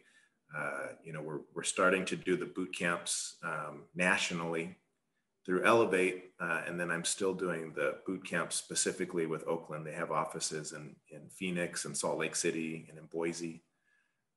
So it's a great environment for me. I enjoy teaching a lot, but on top of that, I enjoy watching people grow and reach a higher potential than they've been operating at. And so that's kind of the sweet spot for us, is making those next level people who really want to take their career seriously, but want to take their life seriously and do more than just show up, you know, at 70%, which is what we've all been, you know, trained that if we can, you know, the minimum effort that we can skate by at is the right effort. That's how we've been trained. And so creating people that just want better from that for themselves, for their families, and just anybody that they touch in their lives. Yeah, that's going to be, I know we've been working on trying to find a date once our Nevada restrictions release a little bit. So it'll be a good one for us as well. So it'll be fun. We're really excited. And you know, I would say that honestly, 95% of that content is ready. What I am doing right now is fine tuning all of the, like, if you've ever worked with grid lines if you have worked inside the building and looked at grid lines on a plan set, the grid lines on the, you know, the architectural plan set don't match the grid line dimensions on the structural plan set, and the grid lines on the layout, you know, don't match all the individual floor dimensions. It's a shit show in every sense of the word. And so helping confront them with all of the issues that are totally realistic as you go through a job from start to finish is one of our main objectives. And so that's kind of the icing that I'm putting on the cake right now for the survey aspect is, am I really hitting all of the points where a surveyor can be thrown for a loop and, you know, baffled or befuddled and have to do that, like, wow, do I know what I'm doing right now? Have I really crossed all my T's and dotted the I's? You know, and can I proceed? So that's what I am working on right now, because I want it to hurt a little bit in true boot camp form. Right, exactly. That's awesome. I was kind of sitting back listening to the whole thing, so it turned out really good. I appreciate you jumping on. Rob doing a great job moderating the whole thing. So everybody chiming in and adding their expertise. It's not it's another one like safety. It's not an easy subject to talk about precisions when we all go, you know, back to the mentality of we're not building the Swiss watch here, but in theory they are in some aspect, one way or another. So it's cool. But thanks for having me. I really yeah, no, it was great. It was great. Some exposure to the community is really cool. Understanding, you know, even for myself and the surveyors that I am managing, what resources they have to continue to grow and be mentored. It's awesome. Yeah, exactly. Awesome. I don't know if anybody has anything else to chime in, but I'll let Rob close it out since he ran the whole thing. Oh, great to have you here, Keenan. Trent, just a couple things. I'm looking forward to presenting at our upcoming CLSA, I keep wanting to call it CLSA conference, but it's the Western Regional Virtual Survey Conference from March 27th through 30th. And I'll have an opportunity to work with Brandon's old professor, Jim Cohn. He's going to be doing a session in the LS review portion of the conference. And so I'll be following them up there. And Trent, I'm not sure if you've checked your emails yet or you've been informed, but your name was put forward to be the MC of the conference. Oh boy, no, I did not see that. And I didn't put it forward, but I did say, well, now's a good time to nominate him because you were on a plane at the time and you couldn't refuse. Right, exactly. Lovely. Sounds good. We'll do our part.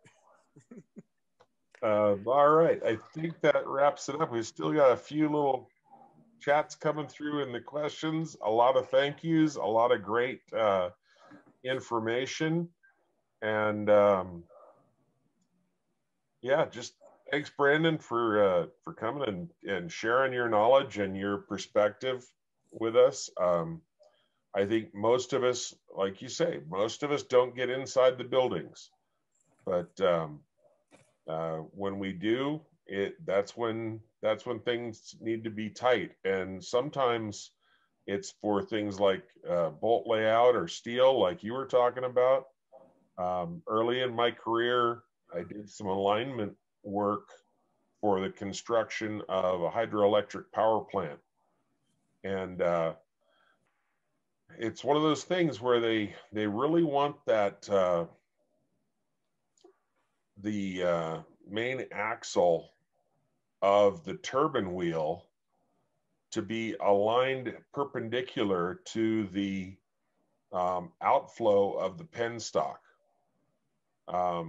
Because if it isn't, then you get side load on your bearings in your turbine wheel, and then eventually you get what we had on the previous turbine wheel, and that is a bearing burning up and seizing, and then the turbine wheel assembly exploding and going downstream. So yeah, there's some great information today, a lot of fun, and thank you again for joining us. And a big shout out to Heather Keenan up there. Heather, wave for us. She handles all the technical aspects of this and does a wonderful job, and I really appreciate her stepping up while her dad's goofing off on a vacation for a week. So great job. Thank you. Thank you. All right. Any other comments? Any other questions?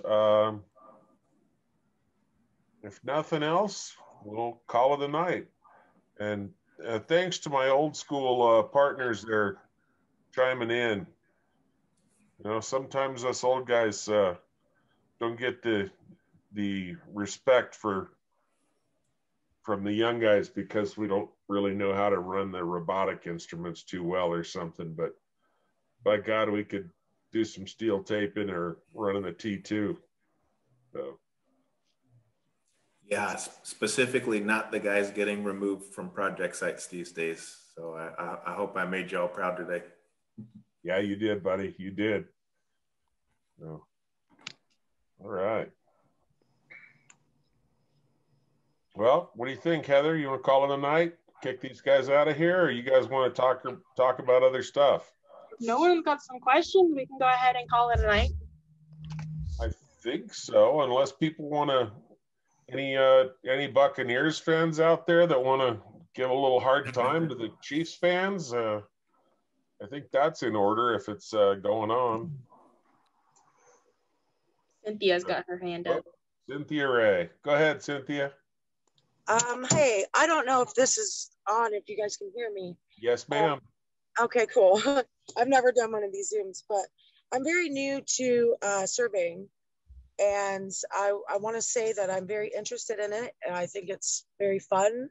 But I just wanted to know if anybody had any maybe advice, maybe that I could take in for a beginner, as far as maybe some pointers or just, you know, your overall thought as far as even a woman being on the field. Sure. We've only got 18 people on the call, including you. So at this point, you're only going to get 17 different opinions, or tips. Man, where are you located? I'm in Claremont, but we're based out of the Winter Garden office. And that is in which state? Oh, Florida, I'm sorry. Okay, there we go. All right, so from my perspective, you've seen the mentoringmondays.xyz website. All of these sessions for the last, geez, Heather, how long have we been doing this? Long time? We are at... This is week 19. 19. So you got this one and 18 before it that have been archived. So go to the oldest one first. That's where I flap my gums about why we got this going and how you invest in yourself. And that is really one of the major keys. And join your state and your local professional society. And I'm drawing a blank on what Florida calls their professional society, but somebody there should know. Or you can join ours, California Land Surveyors Association. Or you can join Trent's and Heather's, that's Nevada Association of Land Surveyors. But join a professional society and take the advantage of the opportunities that are presented to you. And man, there's so many different. I bet everybody here could give a tip before they hang up the conference call. I would hop in and say the book Construction Surveying and Layout by Wes Crawford is kind of it's like the field engineering Bible for a lot of the different general contractors that that have a field engineering program. But it's primarily a construction surveying book. So if you're in that construction world, it's a great go by for best practices. I can't think of a best practice that we do that's not in there. It's available on Amazon for about $50. And I believe the Amazon one, actually, the author is the vendor as well. So the money actually goes to the surveyor whose book it is. Awesome. It's great. It's totally it is the best practice Bible from a construction standpoint, not necessarily the civil world, but it also goes into schedule keeping, daily planning, like just so many other things for any professional in the industry. Well, thank you guys. Hang on. I think it was Kent just had a, please show us the name of that book again. Yeah, share the screen one more time, sis. Yeah. And then I've got Prime, so that'll help. Construction Surveying and Layout. Okay, and that's Wes by Crawford. Yeah. Okay, cool. So a lot of here's another one for you, for everybody. If you don't particularly need the latest edition of the surveying textbook to take a class where you're going to be expected to do problems 1, 3, and 7 in chapter 11, go into Amazon, look for used books, or go into a used bookstore locally and just look for survey books, because if you just need something like the elementary surveying books, that's the standard, kind of the industry standard by Charles D. Galani, is what the heck's the name of that? Surveying and Geomatics, an introduction to geomatics, I think it is. And he's up to about the 14th edition. That's about $180 if you buy it new. But I'll tell you, only about the last 2 chapters have changed since the 12th edition. And you can probably get the 12th edition for $10 delivered. Okay, and Danny says abebooks.com is a great site for used surveying books. I think I bought stuff from them. So I was going to say eBay as well. eBay's got tons of good books. So there you go. Cynthia, what are you currently practicing? Are you doing like boundary topo type stuff, or are you on the construction side? Well, I've been doing, I've been kind of floating. It's my first month. I'm on my fourth week. Yes. But my father actually has been in surveying his whole life, almost his full career. And I've always thought it was interesting, just being outdoors. I never looked at the aspect of the math part of it until I started actually doing it. And I've always seen his notes and his books, which were always very interesting to me as well. But I'm just been a floater. I've been doing a little bit of construction, excuse me, some home builders, but mostly construction, and a couple times land. And I mean, honestly, I want to be really good at this. Not the best, because I'll never be the best, of course, but I do want to be really good at this and just flourish and be a good surveyor. I think it's a lot of fun and very interesting. I've never been able to use the math before in life. So it's just interesting, like, to be able to really get into and put forth, and the honor of it, just being proud of what I do is exciting. That's awesome. Yeah, no, and then you had asked if there was a place for women in this profession, and that's an absolute 100% yes. So, well, I think that's neat. I think it is kind of cool, just to and also put that out there, and maybe being out there and other people seeing me out there with my company shirt on too is very prideful. But just I don't know. I guess I'm a showboat that I'm a land surveyor. I mean, to a certain extent so far, but. You know what I'm saying? It's just, it takes a lot of pride. I absolutely really enjoy it. Yeah. Cool. No. And let me give you another bit of advice. Sure. Absolutely. If you define your limitations, they're yours. So you can be the best if that is your goal. I'm just not cocky. I don't want to be cocky. You're going to have to overtop Brandon and Trent. So. All right. Well, I appreciate it, guys.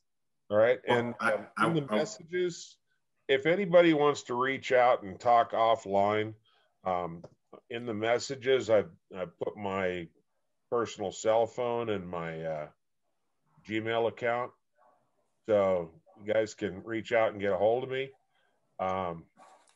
Keep in mind that I'm retired now, and I'm in California at this point, so it's 3 hours different from you East Coasters. So, but he's in California and he's got nothing to do because it's all locked down. Yeah, if you call me up at 7 o'clock your time, I might answer the phone, but I'll sound like, huh? What? Who's this? But if you call me at noon, I'll definitely be up by then. So. And I'm open up for email, like any emails for any other advice or any, anything would help. And I appreciate it, guys. Yeah. Send an email or just look on the Mentoring Mondays website. We got a boatload of information. Start with the oldest one and just work your way through.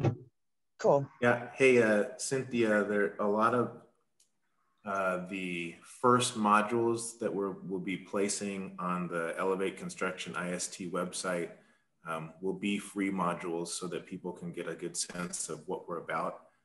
So I'll post my email. If you would reach out to me via email also, I'll email you links to some of that content so that you can go ahead and just, have some freebies on the training end. All right, that sounds good. Sweet. Brandon, okay. Write that down and I'll find you.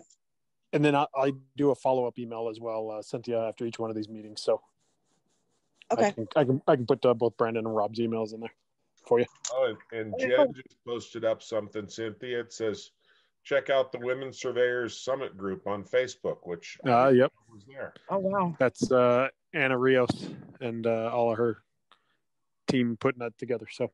Oh, okay. Okay, cool. Yep. Yeah, I wasn't aware of that, so that's nice. I'm not on Facebook a lot, but Right. definitely that's a good group to join. So Yeah. As everybody clicks off, before you click off, you have to give one saying to Cynthia to help her on her way. And good encouragement. Something like the things that we all heard when we were starting out, like a leaning rod is a falling rod, right? And that's the thing that they want to say, don't lean the rod up against a truck, because if you do, it's going to fall off. It's going to fall over. So a leaning rod is a falling rod. That's my saying. Check your prism constant. That's mine. There you go. Yeah, exactly. There you go. I think you should record this as a separate mini segment. Right? What's yours, Mr. Hank? What jumps out at to me is more manual surveying, like 300s per 100 per minute of angular difference is a good rule of thumb to have in your head. Yeah. There you go. Yep. There's two sayings that I remember. The other left and box it. The first time I heard those two made me laugh. That's a good one too. I don't know if you have worked with any hand signals yet, or if you guys are primarily using radios. But I don't know if you've seen this one before. That's the get your shit together. Okay. No, I haven't seen any of the hand motions yet. That. That's pretty funny. That is a good one. Hell, even now it's cell phones. They call each other from one end of the freaking gun to the rod. I will tell you, nothing can prepare you for working up on a structure or something with a bunch of iron workers. That is a different world. Oh, yeah. The words that you hear spoken are very unique. And nothing against iron workers, by the way. Some of my best friends tie iron, but it's interesting. That's awesome.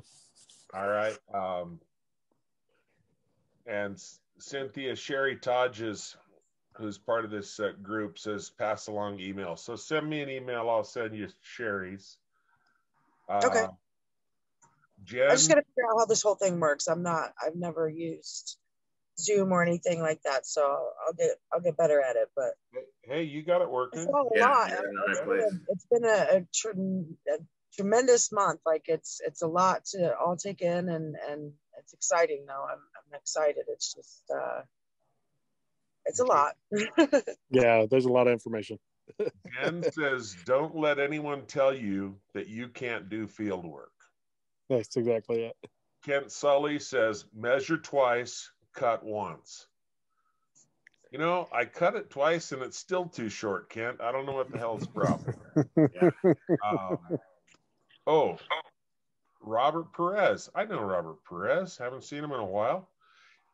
Good enough isn't. I like it. Phil Charbonneau, if you see something wrong or see something right, always check your backside. And along those lines, if you see something unsafe, speak up, because we all want to go home at the end of the day.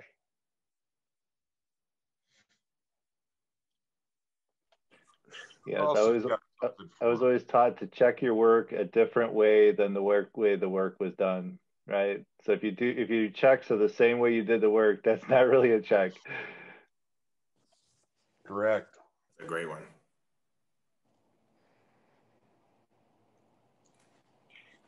Ryan, you got anything for her?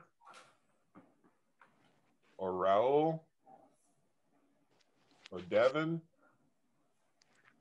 Or Ben? Or Adrian? Come on, Raul. 30 years in surveying, you got to have something you can share. Well, the thing is, I'm very humble in front of you guys, because you guys have a lot of knowledge and a lot of experience too. And I know that surveying is not the same in the States than in Mexico. most of our experiences back in Mexico.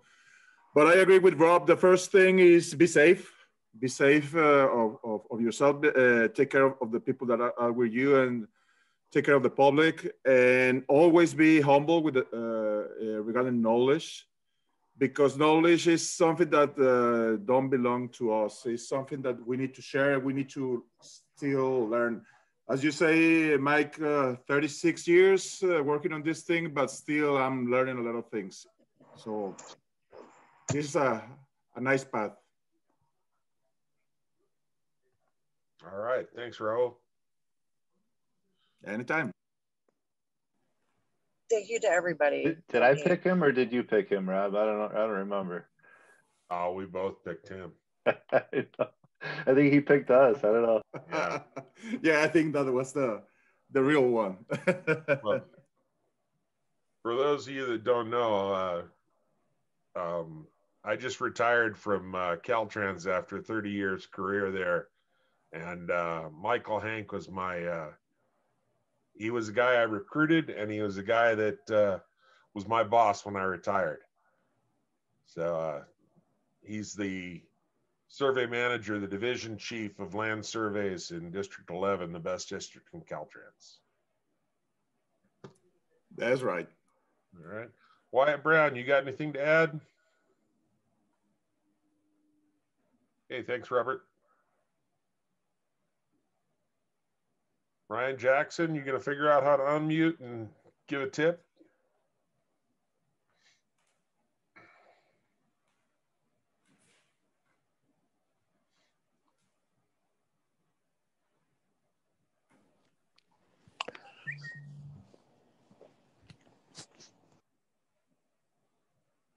All right. All right, I left my email on the chat. I got that. I just copied it out, so I'll send you an email. Cool beans. Thanks, guys. Thank you. Adrian, Ryan. Yeah, I got something. There you go. There's my guy. For me, the most valuable thing you can do is connect with your local surveying chapter, and hopefully they have Zoom meetings or something. And once because you guys are in person, right, in Florida, so you guys probably could meet up. I would find once you find a group, you would want to look out for a mentor, because that's where you're going to learn the most. Like, you could read books and this and do that, but if someone's not teaching you and you're not learning, if you're not in a company where there's not good teachers, I would think twice. Right, and I understand, and I get that, because it's definitely a hands-on as well. It's not just a reading part. Allen Company's wonderful. They really are, and we are hands-on. Like I said, I've been a floater, so I've been just getting used to all the team members and the different sides of surveying. Yeah, I'm sure it's gonna take some time to learn how everybody is too. Oh yeah, absolutely. But I mean, I'm not there to make friends, obviously, but I am there for a career. But it is nice to have, good people to work with. So absolutely. And everybody's been, really, really patient with me as well. So I have to appreciate that. And the company in itself just giving me the opportunity, and this open door is just wonderful. So, and I did not know. I thought this meeting was just our team anyways, and I had no idea that it was so huge. I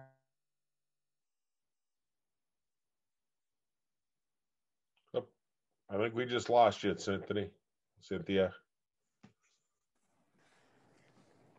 Yeah, she's at looks like she's at Kat's company. Yes. Oh, okay. Yep. When I saw your email come across, I'm like, oh, you work with Kat. All right, so Kat's brought you in. Yeah, Kat's great. She's on it. She's on it for sure. So. Yep. Cool. All right. Show up early, be ready to go. Stay off your phone on the job site. Yeah, no doubt. I feel you there. I don't like that either. Yeah. you know, if you're the floater, if you're the rod person, the helper, you know, the green. Organize, yeah, the greenie. Organize the vehicle when there's some downtime. I would say if there's a staking exhibit, make sure you get a chance to take a look at it too. You know, if it's something that's been loaded on the data collector, you know, like if it's a tablet, see if you can get emailed a PDF of the same thing so that you can also kind of know what's going on and maybe even think ahead like, okay, now what point are they staking next? Like, can you follow along so that you're getting an understanding of what's going on in the project, not just being told what to do next. That's a really good one.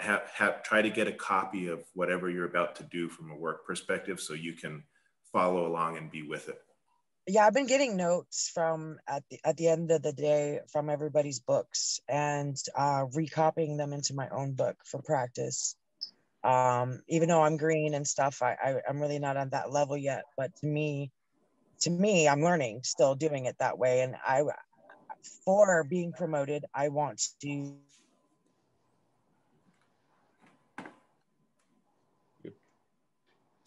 It also helps to see the final product. So a lot of times the field technicians never see the final plat. And sometimes looking at the final plats or the final delivered files will help you understand what's critical and how it's drafted and what the final product is. And that will help you gather information in the field. Yeah, I think that's important because I'm a type of person I have to know why for most of the part. I mean, most of the time I have to know why. Yeah, so that's what I say. Yeah, that's my advice to you is ask questions and ask why we're doing it, why you're doing this, why you're doing that. So that's going to get you farther than anything. Just ask them why. Even if I'm annoying, I'm still gonna. Exactly. Well, thanks, guys.